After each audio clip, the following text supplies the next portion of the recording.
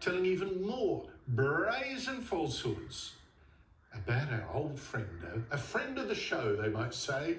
It's about Dark Emu author Bruce Pascoe, a taxpayer-funded academic who's received taxpayer-funded grants, who still claims he's Aboriginal when his genealogical record showed not a single Aboriginal ancestor. My aunts and uncles were all storytellers. My grandmother's bought me books, and I devour them. This film, a hagiography type of thing about Pascoe and his farm, well, it's been promoted as something that Pascoe's... The film festival is actually promoting Pascoe as something he is not, because this film festival in its blurb swallows the claim that Pascoe is Aboriginal. And the people who debunked his mad claims that Aborigines were actually farmers living in houses in towns of 1,000 people, well, we're just bitter. People like me were just bitter saying this is false. It says this film deftly captures Pascoe's stories of the land, his childhood, and Aboriginal ancestry. And the bitter response by some in the media, hello, and academia to Dark Emu, disturbed Pascoe and upended his family. But in the local waterways and mountains, he's finding strength and the courage to move on. What a heroic man, so wrongly done by.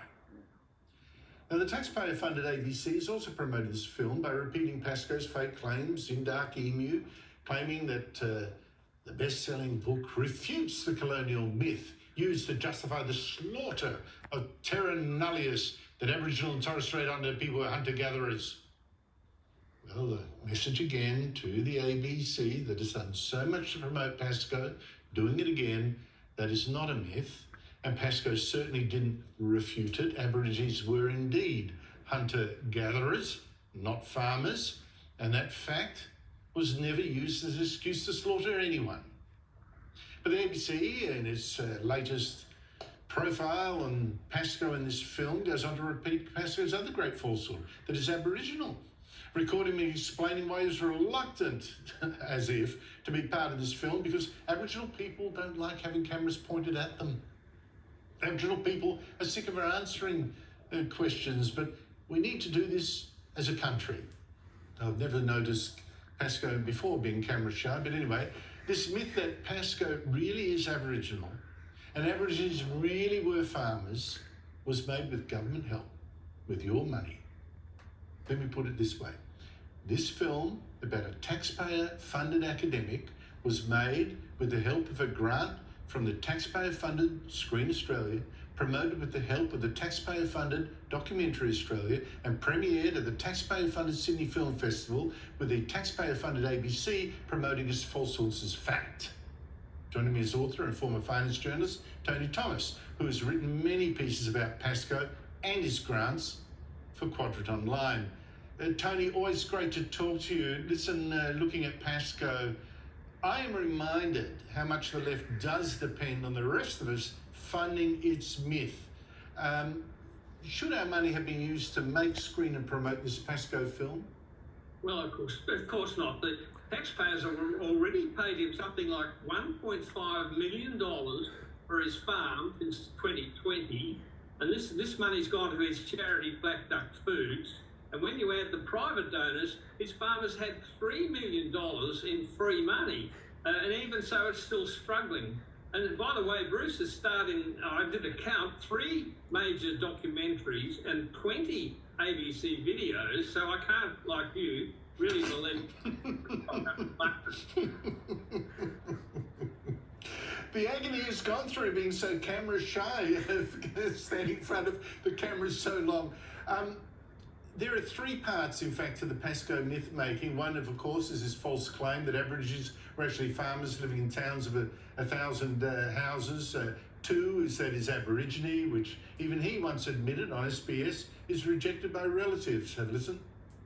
Bruce, you wrote Dark Emu, a bestseller about Aboriginal society at the time of first contact. How do you identify? I identify as Yuin and Boonwurrung Tasmanian. Do other members of your family agree you all have Aboriginal heritage? Some do, many don't. And then there's a third myth, Tony, that is trying to push that we should turn to harvesting Aboriginal grasses for flour, when in fact that's so uneconomic and so unfruitful that just 1/4 of a kilo of his flour made from these grasses costs $45. You've written about the funding of that. Yeah, sure. Well, this charity has actually paid Bruce personally something like $250,000 in rent and purchase of farm gear, plus it's funding all the motor vehicles, the wages, the maintenance and the repairs. So there's no need for us to promote him anymore. And on his claim about Aborigines, the current thing is that claim is that he's an illegitimate descendant of Cornish settlers partnering with Aboriginal women. And actually he was 41 when he transitioned to Aboriginal. It was in November 1988 when the age first mentioned his claimed ancestors, and he's been Aboriginal ever since the age of 41. Yeah, that was after around the time that a Canberra Times reviewer said that one of his novels would have been better. It was about someone Aboriginal. Would have been better had it been written by an Aborigine, not a white man. And hey presto, wow. I'm sure it's a coincidence, but you never know. Quickly to other leftist myths, those taught in our schools. I read in just the past week that there is a record winter cereal crop in Turkey, a record grain crop in India, a record crop in Australia of lentils, plus a record crop of coffee in Brazil. That's just in 1 week. It's looking pretty rosy for food, Tony, but you report in your latest column for Quadrant Online that lessons on global warming prepared for hundreds and hundreds of schools and used by them is that food supplies are actually threatened by climate change. Who is scaring our kids like this? It's a green lobby called Cool Australia, and they provide lessons for downloading to teachers, and something like 25,000 teachers each year are downloading lessons from this Cool Australia. So on the food stuff, there's one lesson I looked at called Food Security and Climate Change, which warns kids we're in a GFC, a global food crisis. And this crisis is definitely going to get worse to keep the toll.